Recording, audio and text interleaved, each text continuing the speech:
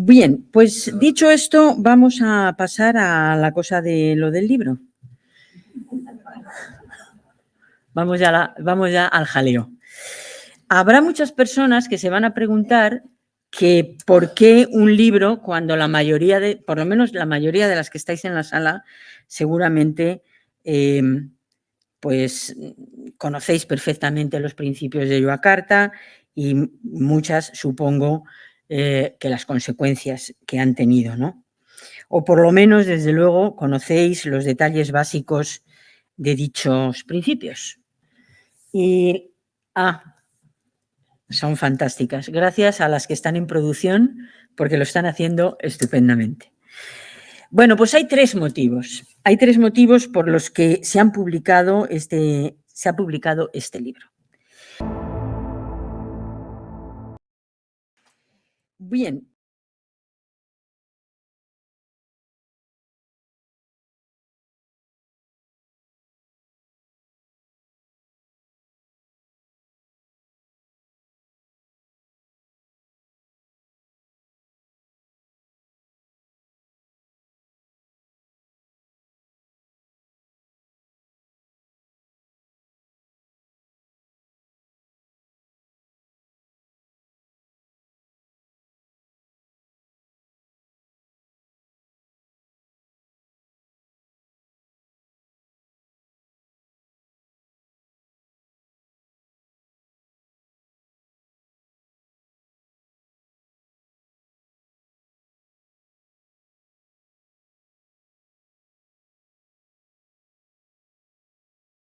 Bueno, el primer motivo es que este libro tiene, ¿avanza? Sí.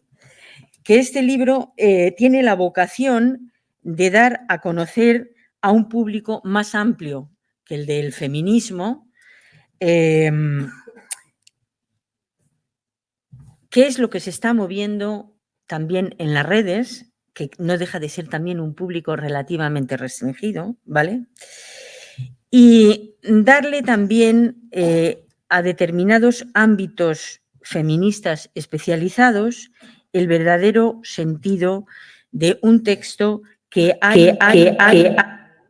impactado de manera rápida, de manera silente y de manera perniciosa en las legislaciones de algunos países y que amenaza con seguir haciéndolo a través de los instrumentos internacionales de los derechos humanos, como se ha venido hablando a lo largo de la mañana, a pesar de que incluye elementos que son atentatorios contra los derechos específicos de las mujeres y de las niñas.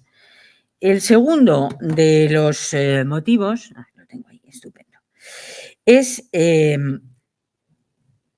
hacer que los legisladores tomen conciencia de que están dando por sentado y citando en textos legales este documento como un texto ratificado por los Estados cuando en verdad es un texto que jamás ha sido expuesto a escrutinio ni validación de ningún organismo internacional ni nacional, hay que decir, pero desde luego de los internacionales, de ninguno, de los que promueven la ratificación o implementación obligatoria por parte de los Estados a la que ha hecho referencia Noé.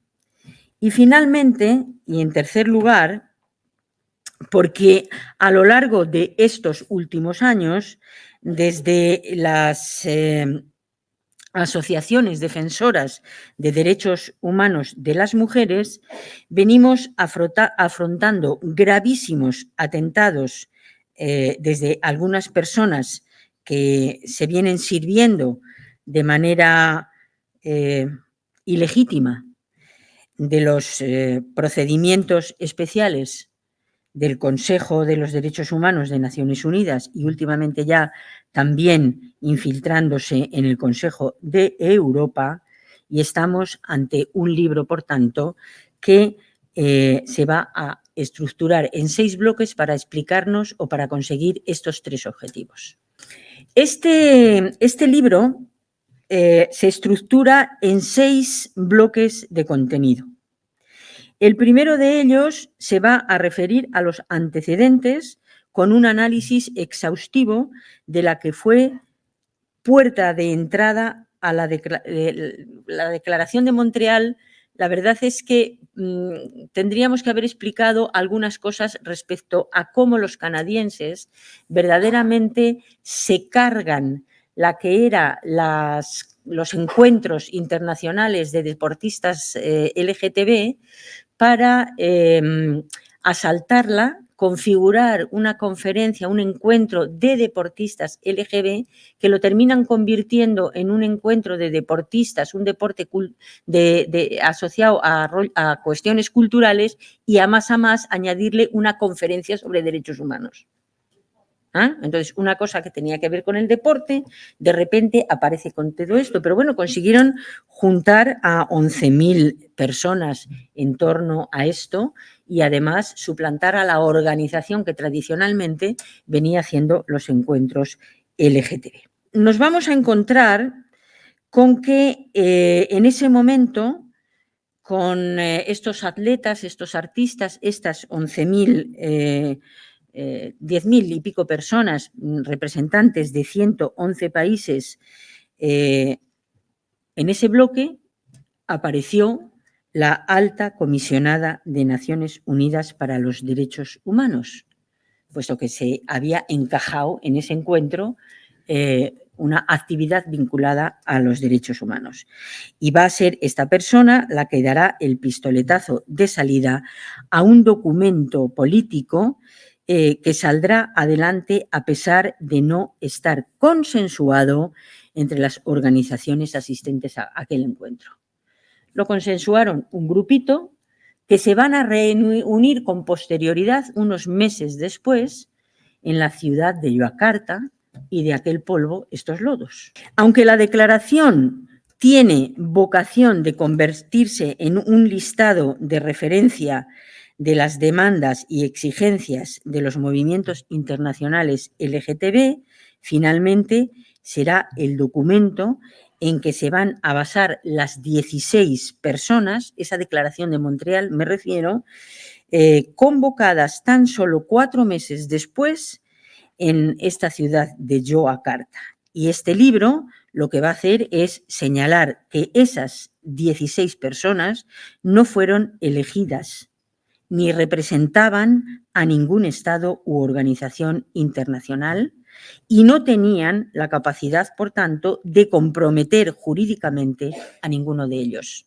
Y esta es la parte importante y reseñable de la cuestión.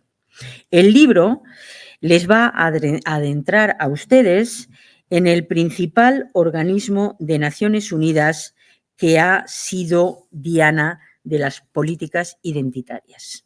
Les va a mostrar la estructura, la jerarquía, las funciones y rango de las personas que han tenido responsabilidad en ese organismo.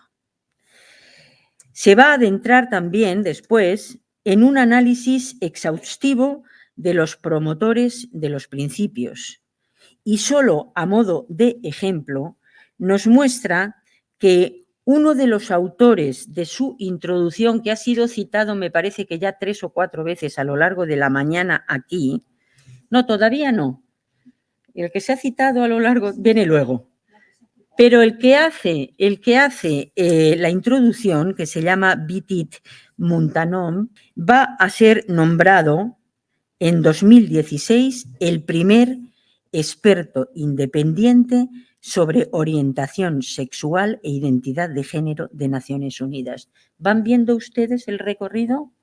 Bien.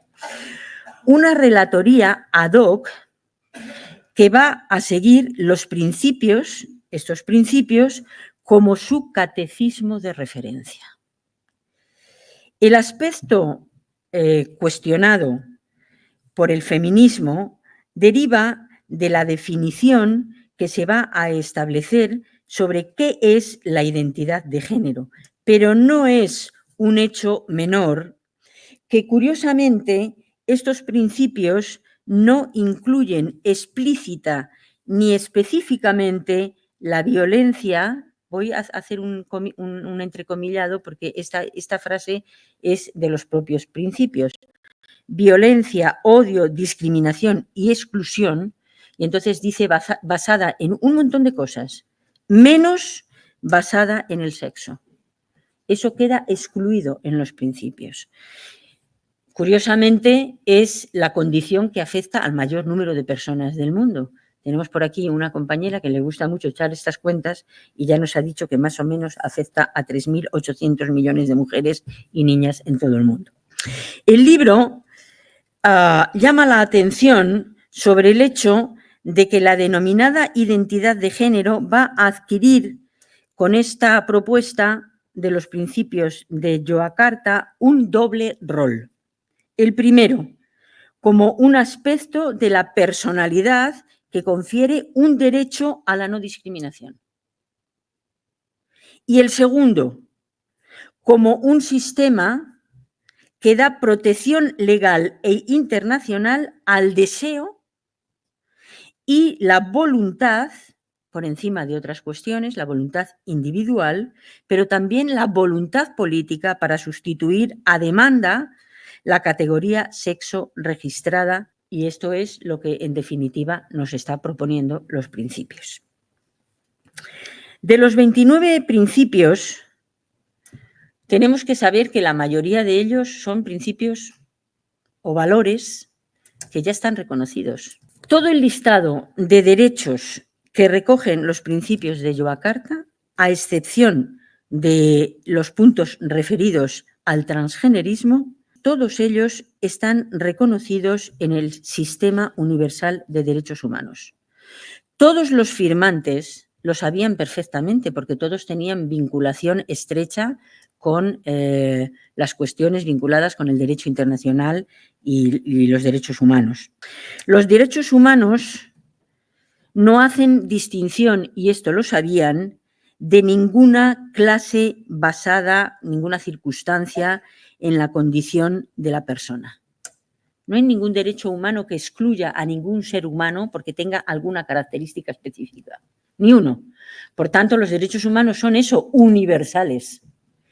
Pero ellos necesitan utilizar todo un catálogo para meter uno, que es el que les importa. Y, por tanto, van a decir que son derechos humanos todos los que ya están reconocidos como derechos LGTB y colarnos la cuestión de la identidad de género como un derecho humano que, como se ha venido contando, va a ser la cuestión principal que persiguen estos principios. Por tanto, el catálogo es un mero aderezo que va a ocultar la intención última de la protección legal al deseo, incluso trastocando las certezas exigibles al derecho y a la justicia. Las autoras del libro, que es un libro colectivo, ponen de manifiesto que estamos, por tanto, ante un documento reiterativo que solo busca privilegiar el reconocimiento a las expresiones identitarias de autodeterminación registral. Es el único objetivo que tiene. Todo el texto manipula cuando usa siempre y de manera indisoluble la expresión o la fórmula orientación sexual e identidad de género. Nunca habla de la identidad de género de manera separada. Cuando ustedes lean los principios verán que siempre y de forma sistemática la fórmula es orientación sexual e identidad de género. Con lo cual implica emocionalmente también a las personas que estuvieron y al propio movimiento que estuvieron en la lucha por los derechos civiles de las personas gays y lesbianas en hacer suya una reivindicación que verdaderamente les es ajena respecto de lo que, digamos, son sus intereses y muchas veces contraria. Las lesbianas particularmente estamos haciendo un llamado de atención en el sentido de que las cuestiones vinculadas a la identidad de género también atentan contra las orientaciones sexuales, no solamente contra los derechos específicos de las mujeres.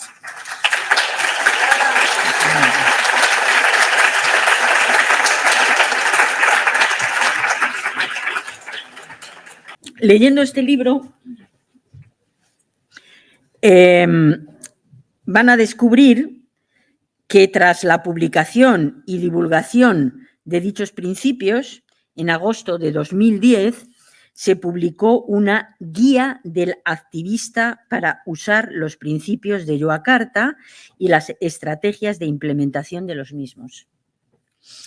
Y esta tarde vamos a hablar mucho de esto, porque ellos dan pautas de activismo.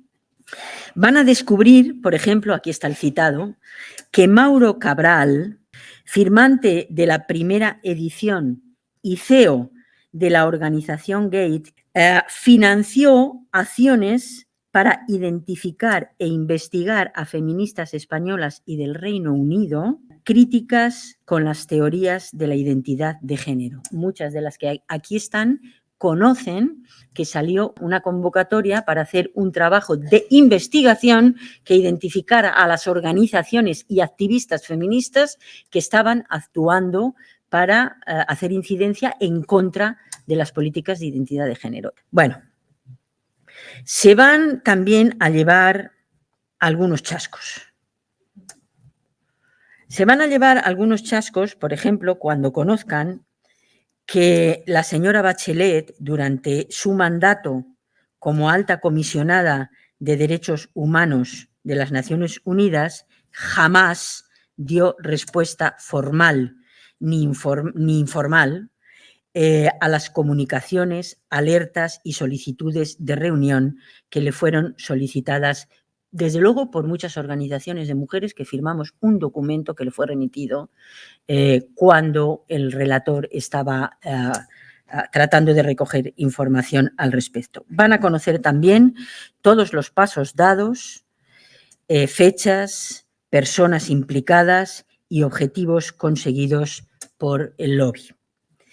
Del tercer bloque del libro les voy a leer la frase de apertura. Dice, tanto por su forma y técnicas de elaboración como por su contenido, los principios de Yogyakarta no emanan de ni constituyen de suyo, en modo alguno, parte del sistema internacional de derechos humanos, universalmente reconocidos. Esto es lo que tenemos que tener claro, pero es que esto, por ejemplo, los legisladores no lo tienen claro. Noé citaba que parte de la información que aparece con lo de las comunidades autónomas pone de manifiesto que, como también él apuntó, se han hecho leyes en serie y se ha ido arrastrando la idea de que estamos ante un documento que tiene algún reconocimiento o rango de reconocimiento por parte de los sistemas internacionales de derechos humanos. Queda claro en este trabajo que los principios de Yogyakarta se redactan y difunde simulando partir de obligaciones internacionales, pero no es cierto.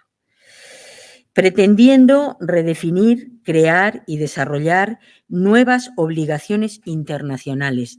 Es decir, están haciendo esa suplantación para hacer creer a los estados y a los legisladores que no lean mucho, que están dando cumplimiento a algo que básicamente es una estrategia de un lobby para modificar las leyes de los estados. Bueno, pues los principios de Yogyakarta desprecian la naturaleza compleja del sistema universal de protección de los derechos humanos. El libro también va a denunciar cómo los expertos independientes en esta materia han desdeñado sus responsabilidades y no están observando debidamente los procedimientos y los códigos de conducta a los que están obligados. Lo voy a decir con mucha claridad.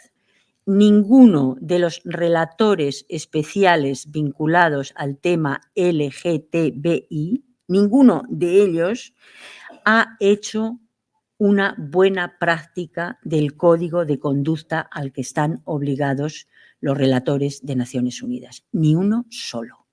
Han antepuesto cuestiones ideológicas, se han negado a escuchar a expertos, profesionales y organizaciones interesadas, y las feministas lo somos, y por tanto, amén de por estas cuestiones, por muchas otras, yo me atrevo a decir aquí que todos sus informes quedan en cuestión. Todos sus informes quedan en cuestión.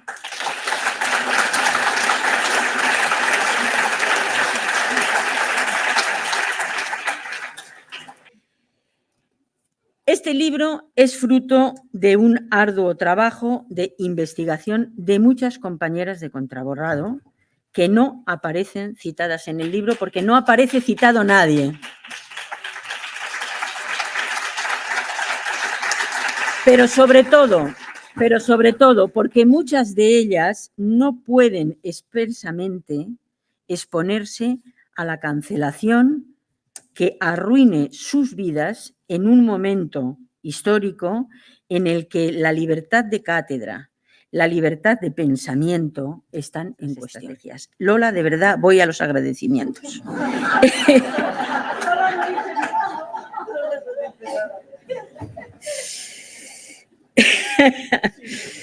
Bueno, voy a dar las gracias. Voy a dar las gracias a quienes dedican anónimamente muchas horas de su tiempo y de su esfuerzo. Gracias. Voy a dar las gracias a quienes puedan hacerlo a cara descubierta. También gracias. A pesar de las consecuencias, también gracias. A quienes se lo pelean en las cenas familiares, gracias. A quienes se resisten desde las instituciones, gracias. Al feminismo y a todas las que resistís, a todas, gracias.